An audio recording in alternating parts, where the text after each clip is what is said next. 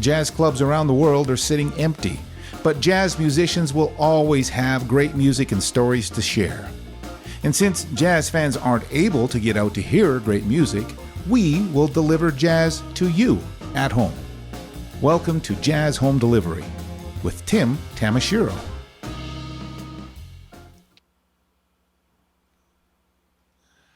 Hello, I'm Tim Tamashiro.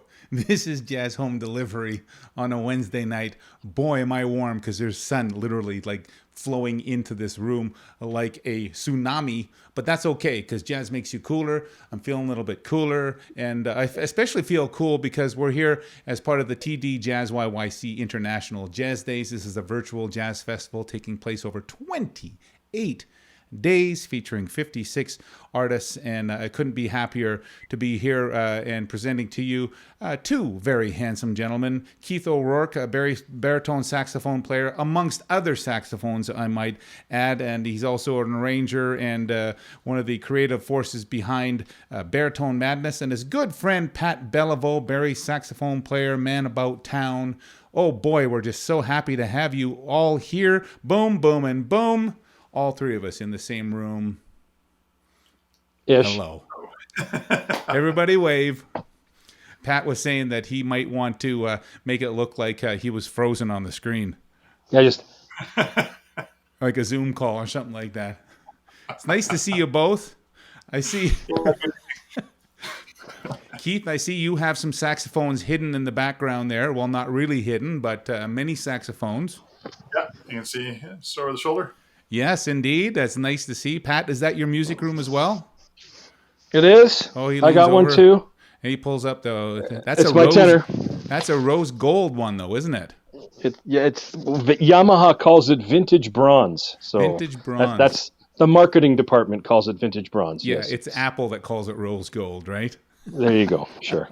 So happy to have you both here, and we're going to have a little chat and enjoy the evening. Pat, I'm going to go and talk to Keith first, if that's all right. Bear with me. I'm just going to push a couple of magic buttons here. Boom and boom. There's Keith and I together in the room. Let's talk about Pat now. No.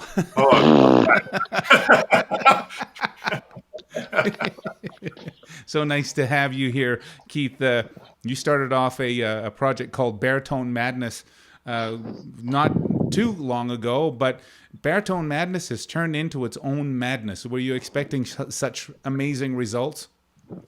No, I think it'd be crazy to think it'd be that successful. Like I had like 3 months at number one. Like after we released it, it's unbelievable. And then got invitations to play the Montreal, Ottawa, and Edmonton International Jazz Festivals, and yeah, it's unbelievable the success we've had with that band. It's super cool. Congratulations on that amazing response. Baritone Madness is literally 3 saxophonists. There's yourself, Pat Belliveau, and your good friend. Yeah, he was so sad he was not on the call with us. He's like, sorry, Gareth, we both applied individually. Oh, yes.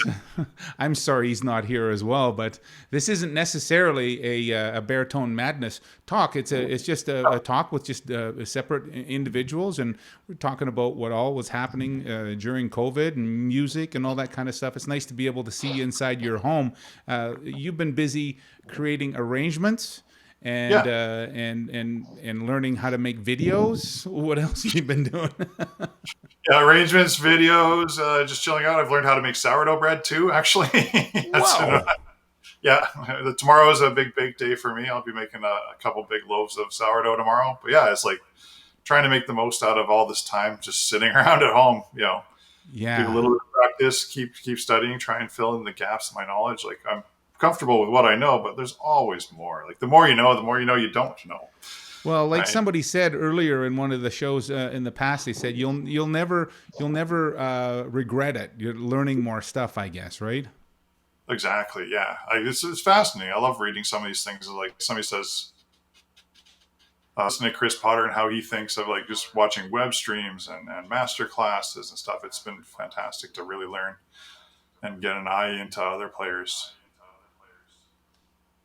Yeah. So now you've been doing some writing as well. You were inspired by a group that's called Super Saxophone.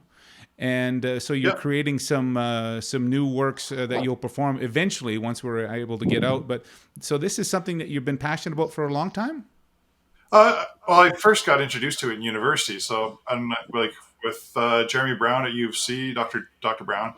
We had a chance to play. Actually, Pat was in this too. The Montreux in Switzerland Jazz Festival, and we did a Swiss tour. So I've always wanted to get back to doing something like that ever since then, because it's basically the saxophone section of a big band, and with the rhythm section. So that's like two altos, two tenors, and a bari, and yeah. So much Wow. room to stretch and solo, because there's not the other 18 people that all want their turn. And yeah, it's a lot of fun to play that sort of style. It's And a because I know, saxophone intensive. yeah, well, each sax has their color, and the wonderful thing is like different players play differently. So like if you like for Baritone Madness, like Pat, Gareth, and I all play the same instrument, but we don't play the bari sax the same when we're playing together. Like we're definitely influenced by different players. So like, I like a darker sound. Like I love the sound of a Jerry Mulligan, a Stan Getz, and then some of the brighter sounds like, on tenor, Sonny Rollins, Pepper Adams on Barry. Like, Yeah. it's like, so we all approach it slightly different. So it's great to mix it up. So it doesn't sound like, oh, it's all same. It's so diverse. And so when you were arranging for Baritone Madness, you didn't arrange for like a typical rhythm section and horns. You made a unique choice. Tell us what the rest of the rhythm section is all about. The rhythm section is just bass and drums. Like one of the bands we drew inspiration from, they were inspired by the Jerry Mulligan bands, which didn't have piano or guitar. So The it's pianoless, yeah. so pianoless, guitarless, so chordless. It allows more room for soloists to play and more options when you're soloing. It creates its own specific challenges, because it can be a little empty at times if we're not filling it in a certain way with backgrounds and harmonies and stuff, while the other Yeah. guy is soloing. It's So yeah. fascinating, and so and as you've already indicated, you're all three of you are such different players from each other. I can imagine what that would sound like again in that super sax type of a scenario where you have all these different artists that are saxophone players, but then they have different sizes of horns and different timbres, and it would be fascinating to hear that. And in fact, as it would happen, you have recorded something while you're learning how to make videos. Is this your very first video you ever made? Did a test video, and then the one with Pat, to let the cat out of the bag, and then this will be the third one I've done, like literally ever. Like so, It's yeah. pretty impressive because there's 7 Keith O'Rourke's on this particular song. Can you tell me about this song, "Solitary Traveler"? Yeah, it's from my first album. My first album's called Sketches from the Road, and it's basically every song in that album is inspired by like a story or a place or a moment in time. And this one is like this one's kind of like the Egyptian one. Like the story behind this one is like, imagine you're kind of lost alone in the desert, right? And this like basically you're trudging along. That's the in this version the Barry sax, that bass line, boom, boom, that sort of thing. And then you see an oasis, and Ah, it's a mirage. And then it comes around like so. This is a very short version of that, but on the CD it's a little bit longer. So yeah, you kind of like optimism and then back to despair, optimism, despair. It's a little bit of a cycle. I think it's one of the wow. songs I like best on that album. Your description has me looking at the song and with an entire different set of eyes. I'm really excited to play this for everybody. Ladies and gentlemen, I'm going to just jump right into this. Our friend Keith O'Rourke is appearing here on the TD JazzYYC International Jazz Days Virtual Festival. Here's 7 of them with, with this song called "Solitary Traveler."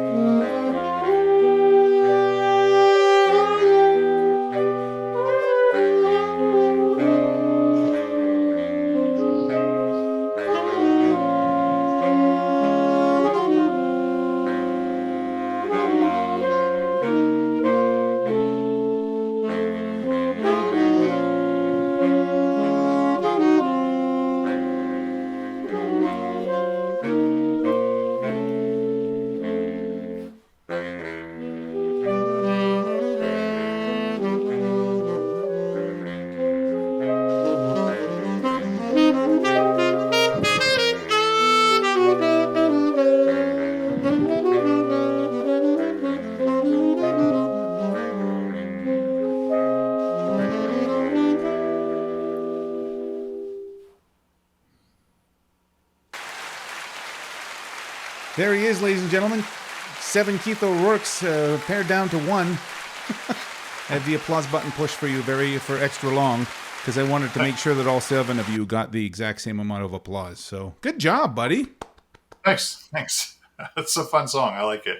It is a super fun song, but to pull it all together like that, to think about all those parts at the exact same time, and to think about how you're going to video it. I mean, that takes a whole brand new part of the brain, doesn't it? Oh yeah, that's putting it mildly. Yeah, it's insane. It's insane how the whole thing just takes just a little bit here, a little bit there, and it adds up to like days of work.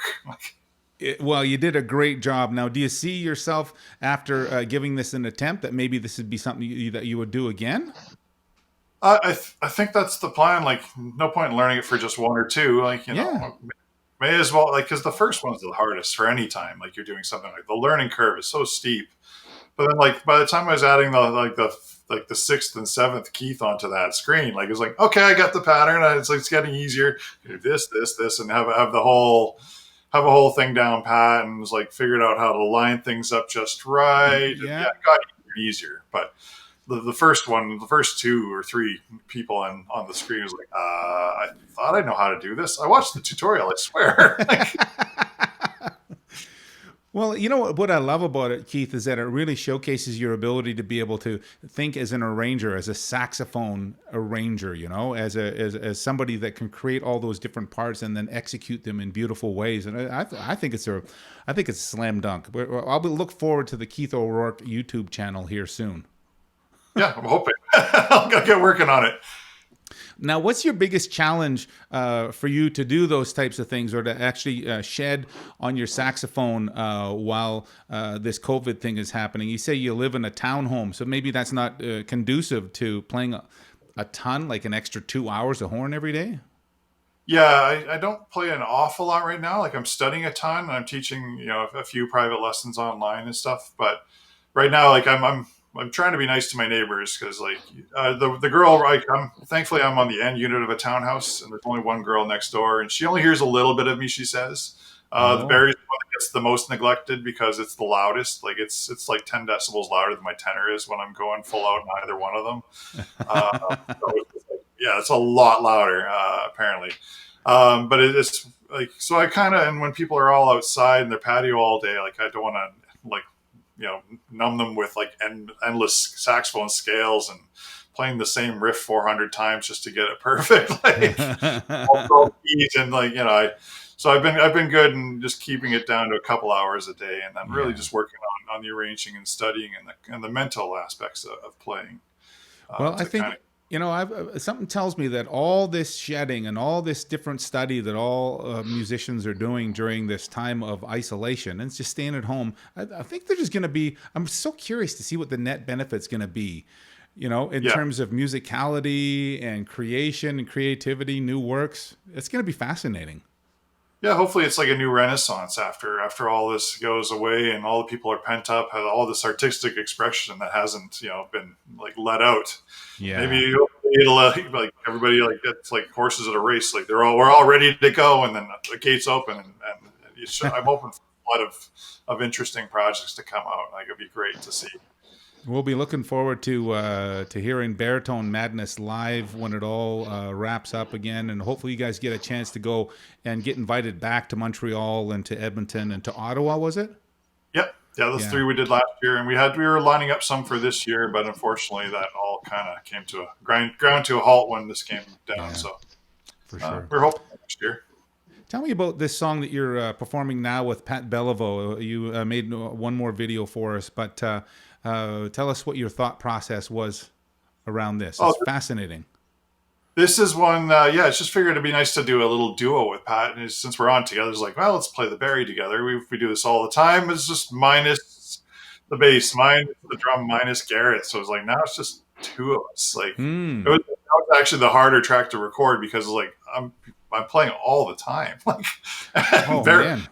Such an athletic instrument. It was like I was getting a little gassed after the end of recording a couple takes of it. It was like, okay, this is this is a little bit trickier than it should be. Like that was the first one I've done. Like, so I did it all my stuff first and then sent it Pat's way for him to add his stuff on top of that, which it's weird to do that with nothing else in the background. And Yeah. Well, I was wondering, like when I was watching the video, just in prepping for this, I was kind of going, you need a lot of air to be able to blow through that horn, let alone for that entire song, because you don't stop. Yeah. It's full on. That's the solo is the break. It's the solo is the break. Yeah. You know, if you're playing the bass line, like, you know, like on a bass, like, you know, if I like for my trio, like the bass player, he's just playing all the time, but you know, there's not a breath going for every one of those. He can still stand pretty relaxed. Yeah, his hands get tired. Our hands get tired too, and it's constant. And there's mental focus. But like saxophone, it's athletic to play. Like so, especially the big one like that. Yeah, I don't know what Pat's thoughts are on the same thing. I don't know. For me, it was a lot of work just to nonstop play. It was an Olympic event. Let's just say it was an Olympic event. You did a heck of a job. So I'm going to play this for everybody. I'll come back to you here after we hear the song. But ladies and gentlemen, you got to hear this. It's really something. Keith O'Rourke playing pretty well nonstop on a baritone saxophone, and you need lungs as big as hot air balloons to be able to play a baritone saxophone. But I'm so excited to play it for you here on the TD JazzYYC International Jazz Days Virtual Festival. Here's Keith together with Pat with I'll Remember April.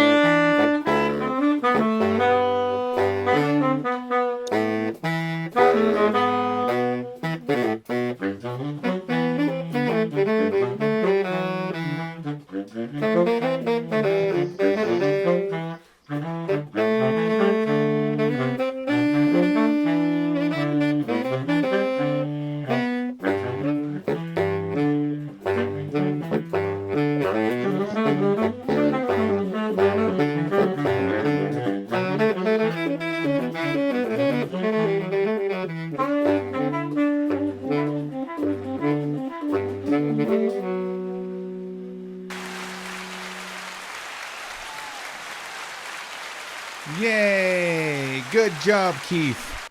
That's wonderful. It's you could be a bagpipe player after that, because that's a lot of wind that you had to expend there, friend. Yeah, that one was work. Vary's fun. Like all the work it is, it's a lot of fun to play the big instrument. Like it is fun just to let it rip and go. It's such like I like the feel of the instrument. You can feel the notes almost as much as you hear them. Like it's For great. sure, yeah, it rattles your bones a little bit, doesn't it? Yeah. Well, thank you so much. I really do appreciate all the hard work that you put into your recordings, and for being here on the show with us. I'm going to go over and talk with our friend Pat Belliveau. We got 2 baritone saxophonists on the show today. That's amazing. Thanks so much, Keith. Appreciate it. Ciao. Yeah, you bet. There's Pat Belliveau and Tim Tamashiro. Very nice to see you, friend. Likewise. Your friend Keith O'Rourke, you guys haven't been able to play together now for a couple of months because you've been isolated. That's true, but this recording scenario thing was certainly probably the most difficult recording situation I've ever been in. And why is that? Just because of, like when you're in a studio or something, it's a little more, like they have better gear than what I have, for one thing.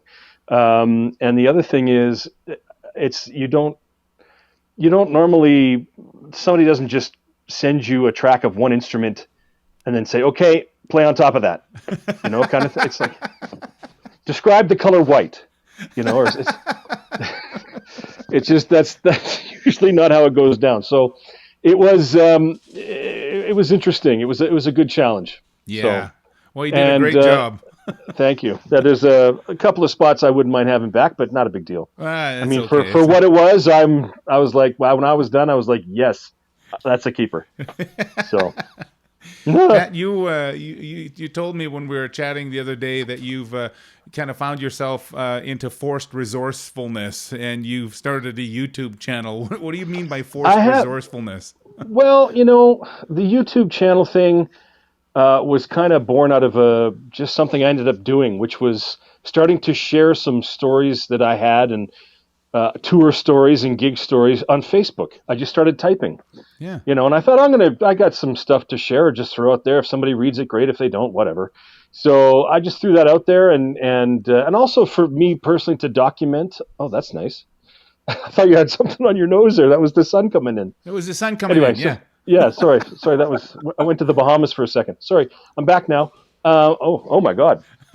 So anyway, I'm documenting these stories, and then I just post them, and then people would be liking them, and then people started to say, you should put these into a book.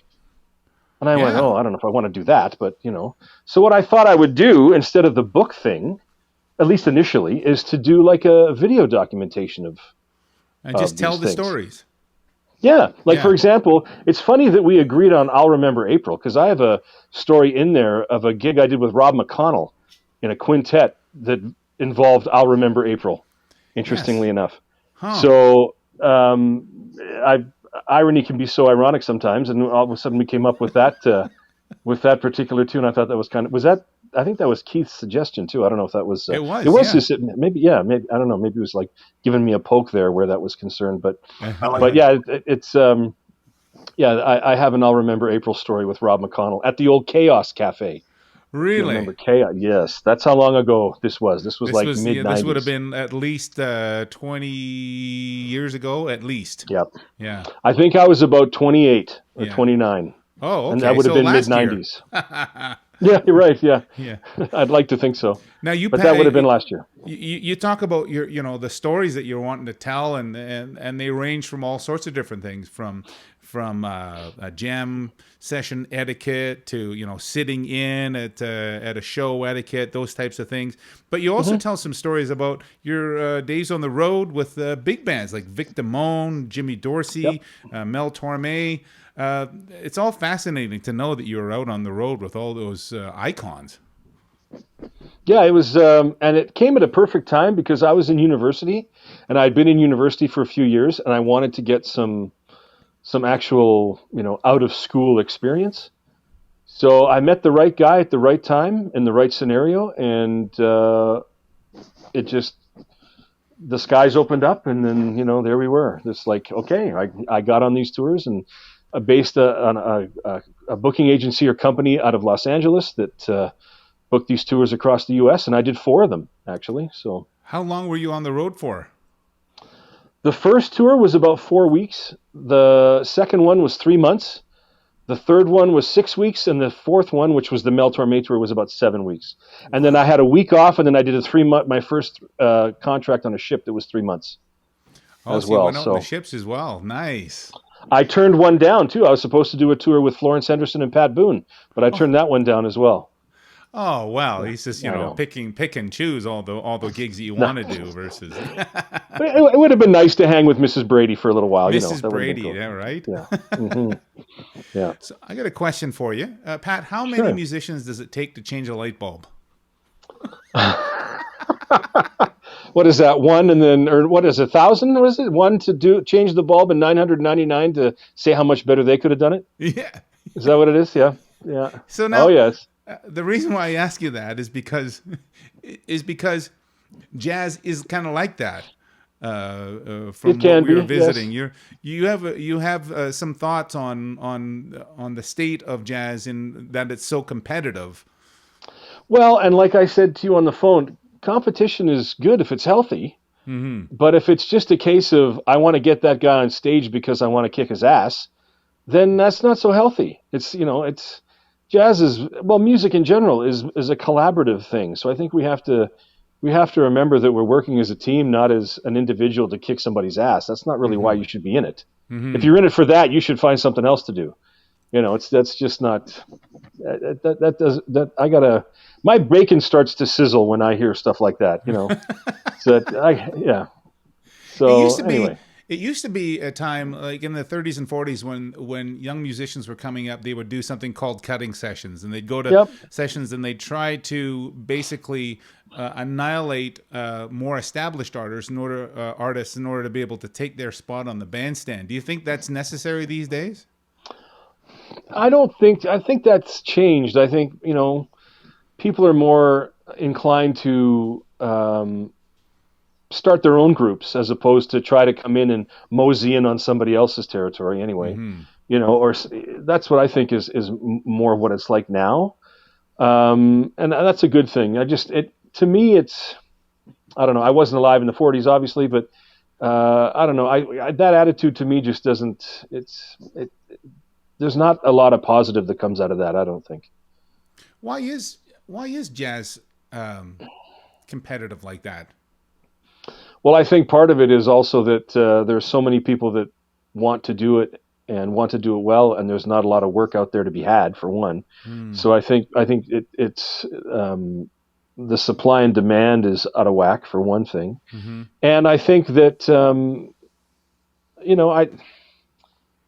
I think that's the main thing behind it. But I think that everybody, it's a very personal approach, and everybody has their way of doing it. And I think it's a case of people try to convince other people that the way that they do it is better than the way that this person does it, that's better than the way that person does it, and blah, blah, blah. It's like, instead of comparing yourself to all these different people, why not just do what you do? That's my underlying thing here, is that, there's always somebody better than you out there. So come to that conclusion right away so that you can wrap that around your head, and then just do your own thing. Do what always try to be better yourself and not worry about what everybody else is doing. You do you, and let the other people worry about let them do them. Yeah. Because everybody's different anyway, and that's what we encourage, like, as teachers too, is that we encourage people to find their own sound. We don't want people sounding like everybody else or trying to, it's a form of expression that's very personal. Mm-hmm. Let what you do represent you, and leave it at that. Is it a young person's competitiveness? Like, I don't see a lot of guys our age going out there, trying to kind of cut anybody down or over compete. No, I think that those days of being full of piss and vinegar are over. So I think that for those of us that are getting older and more crotchety and stuff, I think we get set in our ways, and we have our way of doing things, and the way we hear it, and the way that we, our playing has established and stuff like that. I think with a lot of the younger players, they're still trying to find their voice and how they want to do it, and they're willing to. Again, the piss and vinegar meter is very high with them, so they're if there is such a thing, but they're looking forward to getting up on stage and showing everybody that they're the great new hope. So don't get in my way, right? So there's a phrase that Carl Jung described the 4 stages of adulthood. He said just like kids. Adults go through stages as well. The first is an athlete. It's all about your body and how beautiful you are. The second stage is warrior, and that's where you go out and you try to prove how good you are at something and that you're the best at something. And then there's the one that comes after that is called the senator stage. And that's where you just kind of go, you know what? I know what I'm capable of doing, but what can I do to help you do what you need to do? And then the last stage is called the spirit, and that's where you're just kind of wondering, what comes after that. Do you think that a big chunk of the jazz bravado happens in the warrior stage? Oh yeah, yep. I'm convinced of it. Yes. Yeah. So once you get out of that and you kind of get into, this is how I sound, and this is the direction that I'm hearing things, or this is how I'm hearing it, and this is the way I want things to go, then you kind of start developing how you're going to sound, not just the tone you create, but also, the way you hear things, the way you write, the way you arrange, the way you solo, so on and so forth. And then as you get, like you say, to the spirit thing, it's like, I'll just sit back and enjoy what, I'll reap what I sow and blah, blah, blah, and just have fun now. So this is what I loved about having both you and Keith on this show together, is that you can tell that you're very, very good friends, and Gareth is one of those friends as well. You guys get together and you play together because you enjoy each other's company. This is the gift of being of staying in the music business for a long time. I think just as important as being a great player on your instrument and that kind of a thing is that you have to be somebody who's easy to work with, who's easy to get along with, because, when you start going on the road for, weeks at a time or something like that, like, for example, my longest tour was 3 months. Wow. So and we're in a bus most of the time. So we need to get along because, there's always drama at some point. There's always, whatever. Something goes along and who knows what. It can be like a soap opera from time to time, but that needs to be resolved quickly so that, for the good of what we're out doing, right? So you kind of have to talk it out and get it resolved and bury the hatchet and say, okay, we have a purpose. We're out here for a reason. Let's get back to work here. Yeah. So, Hey, I have I just have one final question to ask you before I play your song that you've recorded for us. A beautiful song, by the way. You have some advice on one of your YouTube channel, or one of your YouTube videos rather, where it was advice about how to be a part of a jam session. It's etiquette, so to speak. Well, I think it's a condensed version of that. It's approaching it from the standpoint of being a participant. And I learned this. The advice I give is through something that was done for me and how I learned it. Mm-hmm. And when I was in high school, late high school, early university, I started playing in my first pro big band in 1984. I was 17. Yeah. And there was a trumpet player that used to lives on Vancouver Island now, named Greg Bush, and I played in his big band. Yeah. So Greg drafted me into his pro band, and I was 17. I'm in grade 11, so I'm crapping my drawers, as you can well imagine, because everybody around me is like sounds like something, and I know my high school stage band. That's about it. Yeah. Which was fine, but so I open up an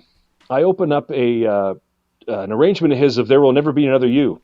And there's a 96 bar Barry sax solo because I'm playing Barry sax in his band. So I didn't know what to do. Bars? So 90, because his arrangement was based off a Jerry Mulligan, Chet Baker record. So that's why there was a big Barry solo. So I died 1,000 deaths right there. And I said, I can't do this. I don't know what this shit means. Like, help me out here. So he said, well, okay, I'm going to pass off the solo, but you're going to do it. I said, okay, but I need your help. So so he gave me a whole bunch of resources, and I worked on it. And fast forwarding, I don't know, 6 or 8 months, he's playing in a quartet down. Do you remember Marty's on 17th and 4th? Before my time here, yeah. Okay, 17th Avenue, 4th Street Southwest, just east. And on the north side of 17th was a little hole in the wall called Marty's. Okay. It could seat maybe 40 or 50 people, but it was like one of the main jazz places and jazz hangs. Nice. So he's playing a quartet there. He says, come down, bring your horn. I said, okay. So I brought my Barry down. I knew 2 things well. I knew a B-flat blues, and I knew 2 or 3 heads of that. Yeah. And I knew There Will Never Be Another You. So I come in, and they play a tune, and then he invites me up to the stage, and he says, we're going to invite Pat Belliveau up here, upcoming Barry sax player, and here he is. And so I came up, and so, Greg's playing along because he knows I know just about Jack by heart, right? So so he says to me, what do you want to do first? And I said, well, how about we just start with a B-flat blues and warm up? And we chose a head, one of the ones that I knew. So we played it, and it went great. It was great to play with him and stuff. And after we finished, he said, well, since you're up here, why don't you do one more? He said, and I said, okay, great. And he said, well, what do you want to do? And I was like, I don't know. God, so many to choose from. How about There Will Never Be Another You in E flat? He said, what a great choice. Okay, guys, another You in E flat. 1, 2, 1, 2. Played it through. I knew it because I'd been working on it. It went great. I thought I sounded pretty good on it. It was a great experience. Next thing I do, I put my horn away and I sit down and listen to them.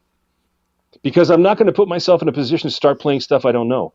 Yeah. Right? Because that's where the shit starts to unravel. Yeah. Right? Yeah. So that's how, and he and I had a big talk about this. This is how you approach going to a jam session. Yeah. And then you go there knowing 2 things, you play the shit out of those 2 things. Yeah. Then you go away and you come back next week with 2 more, so you got 4 to choose from. Or more, and then you come back, you got some more to choose from, and you got more to choose from, and you're building up your repertoire. And you're playing stuff that you know, and you put your best foot forward every time. Amen. Because I've been at so many jams and stuff where, especially students, because they'll come up and they'll say, oh, you have a fake book, that's fine. It's like, that doesn't necessarily matter.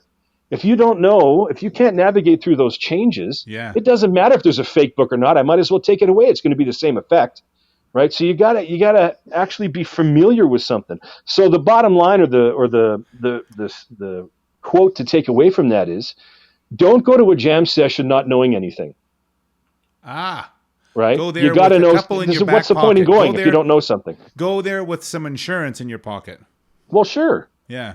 And know when it's time. Know when to hold them and know when to fold them. Know when to walk away and know when to run. Thank you, Kenny.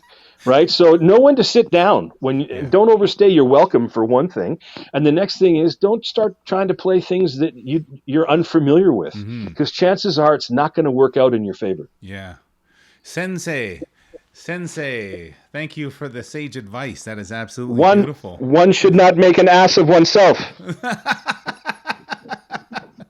Amen. Sage words from Pat Belliveau, ladies and gentlemen. Thank you so much for that. You've recorded a little song for us. I'd like to play it right now. Why did you choose All the Things You Are? Well, and as I say, I put a little blurb at the beginning. I wanted to choose a song that probably most people in a jazz audience would know. Yeah. And for musicians, it's one of those standards, right? The standard of standards. That it's very common, and it's one that everybody should know. And I like the progression. The melody is definitely boring if you don't do anything with it, but that's another reason why I use it as a teaching tool as well, because and also, that I use that with my university students and stuff. But I like the song, and it's and I woodshedded the crap out of it many years ago. There you go. You came prepared. Good for you. Yes, I can go to a jam and play it. Yes, look at that.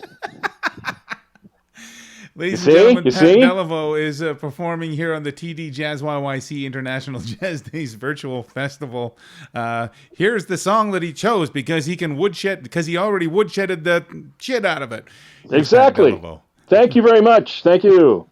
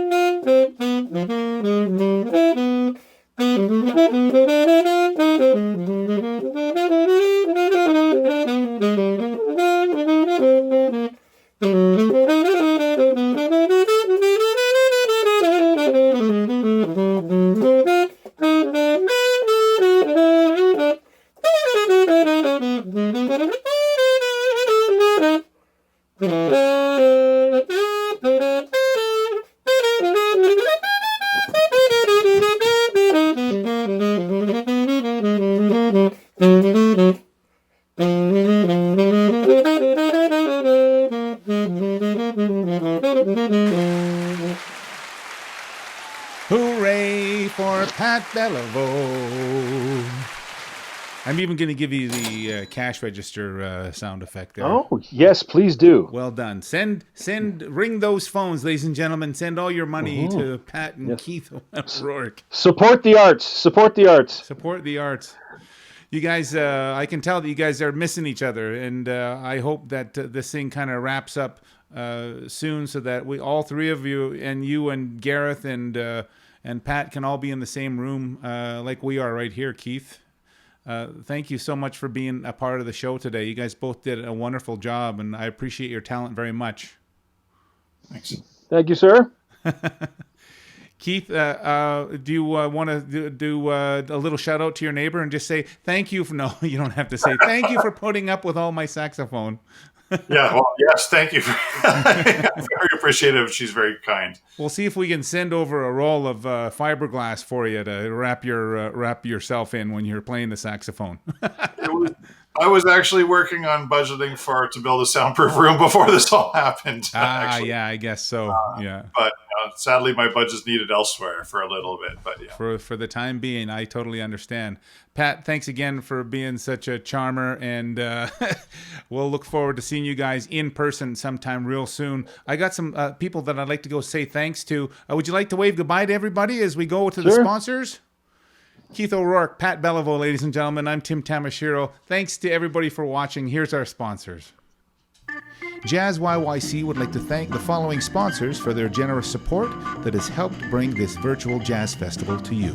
TD, Jazz Home Delivery, the City of Calgary, Alberta Foundation for the Arts, the Government of Canada, Calgary Arts Development, Inglewood BIA, CKUA Radio, Calgary Public Library, CADME, the Coalition for Music Education, Music Monday, Studio Bell, home of the National Music Center, Decidedly Jazz Danceworks, and the Music Mile. Thank you. If you've enjoyed this broadcast, please subscribe to this page, and if you want to receive more information about this or any of JazzYYC's other upcoming programming, please visit jazzyyc.com and become a member.